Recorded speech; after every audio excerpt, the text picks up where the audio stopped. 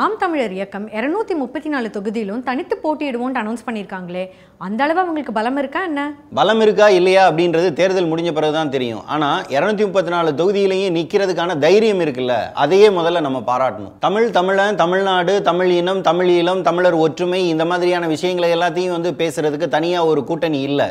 ஆனா அதை முன்னிலைப்படுத்தி இவர் ஏன் பேசுறாரு அப்படின்னா, இந்த மாதிரியான கொள்கைகளை ஆதரிக்கிற ஆட்கள் தமிழ்நாட்டில் அதிகமா இருக்காங்க, அவங்களை எல்லாத்தையும் ஒருமுகப்படுத்துறதுக்கு சீமான் நினைக்கிறாரு. இதுவரைக்கும் சாதிக்காகக்கூடிய தமிழனை நீங்க பார்த்துருக்கிறீங்க, தன் பிறந்த சார்ந்த மதத்துக்காக கூடிய தமிழனை பார்த்துருக்கிறீங்க, வழிபடுற கும்பிடுற சாமிக்காக கூடிய தமிழர்களை பார்த்துருக்குது உலகம், சார்ந்த கட்சிகளுக்காக கூடிய தமிழனை பார்க்குது. முதலாக பிறந்த பெருமை மிக்க தமிழன் என்கிற தேசிய இனத்திற்காக திரளுது.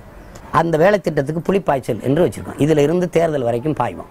16ல் இங்கே 234, புதுச்சேரி காரைக்காலையும் சேர்த்து மொத்த தொகுதியிலையும் நாங்கள் தனித்து மக்களோடு மக்களுக்காக நின்று தனித்து தேர்தலில் போட்டியிடுவது. தைரியம் இருந்தா போதுமா? மக்கள் ஓட்டு போடணுமே. ஆக்ரோஷமா பேசுறது, எதுகை மோனையோட பேசுறது இன்னைக்கு இருக்கிற நிறைய இளைஞர்களுக்கு பிடிச்சிருக்கு. ஆனா என்ன பிரச்சனைன்னா, என்ன சார் ஆனான்னு இழுக்கிறீங்க?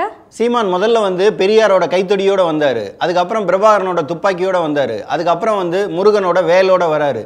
பெரியாரிய மேடைகளில் நின்று மார்க்சிய மேடைகளில் நின்று நம்ம பேசும்போது கூட முப்பாட்டன் முருகன் பாட்டன் சிவன் தான் நம்ம பேசியிருக்கேன். இது இது எப்படி பார்க்குறீங்க அப்படின்னா, பச்சை உடை அப்படிங்கிறது நீங்கள் என்னென்னா, நாங்கள் வேளாண் பெருங்குடி மக்கள், எங்கள் அப்பா நம்மாழ்வார் பச்சை துண்டு தான் அணிஞ்சார், பச்சை வெட்டி தான் கட்டினாரு, அதை போய் பக்தியாக பார்க்குறதா காவடி தூக்குறது அப்படின்னு நீங்கள் சொல்கிறீங்க. காவடி என்பது என் தொன்ம கலை. இவர் இப்படி வேலை தூக்கிட்டே அலைஞ்சாருன்னா சமயக்குறவர்களில் 5ஆவதாக வேணா சேர்ப்பாங்களே தவிர முதலமைச்சர் வேட்பாளர்களில் யாரும் 5ஆவதாக சேர்க்க மாட்டாங்க. இந்த உள்குழப்பங்கள் தான் அவரை பற்றி முடிவெடுக்க முடியாமல் பலரையும் திணற வைக்குது. திராவிட கட்சி தான் நாட்டையே கெடுத்தாங்கன்னு சொல்றாரு. கருணாநிதி மேலையும் ஜெயலலிதா மேலையும் வைக்கிற விமர்சனங்கள் எல்லாத்தையும் திராவிட இயக்கத்தின் மேலையும் திராவிட இயக்க சித்தாந்தத்தின் மேலையும் பெரியார் மேலையும் ஏற்றி சொல்றது இருக்குல்ல, அதுதான் சீமானுடைய மிக முக்கியமான குழப்பம்னு நான் பார்க்குறேன். வெளிப்படையாக சொல்லணும்னா, ஏன் நான் திராவிடனா இருக்கணும்? நான் தமிழன் தானே, நான் தமிழனா இருந்துட்டு போறேனே. திராவிடம் என்பது தமிழர் அல்லாதோர் வாழ்வதற்கும் ஆள்வதற்கும் வசதியாக கொண்டு வரப்பட்ட ஒன்று. இதான் அந்த திராவிடம்.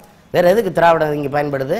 இவர் இன்னைக்கு பேசிட்டு இருக்க தமிழ் உணர்ச்சி, இன உணர்ச்சி, சமூக நீதி, இதை எல்லாத்தையுமே 100 வருஷத்துக்கு முன்னாடியே பேச ஆரம்பிச்சவங்க திராவிட இயக்கத்தவர்கள். அந்த மொத்த 100 ஆண்டு கால வரலாற்றையும் நிராகரிச்சுட்டு அரசியல் பண்ண ஆரம்பிக்கிறதுனால தான் அவருக்கு கஷ்டமா இருக்கு. பெரியாரை விமர்சிப்பதை நான் ஏற்கல, அதை பல தடவை தம்பிகள்கிட்ட கடுமையாக விமர்சிச்சிருக்கேன். இந்தியம், ஆரியம், திராவிடம், தேசியம், இந்த சாதியம் எல்லாவற்றுக்கும் எதிராக யுத்தம் செஞ்சு நீண்ட நாட்களாக போரிட்டு கொண்டிருக்கிறது தமிழியம் மட்டும்தான் இருக்குது. எல்லாமே திராவிடம் இருக்கு.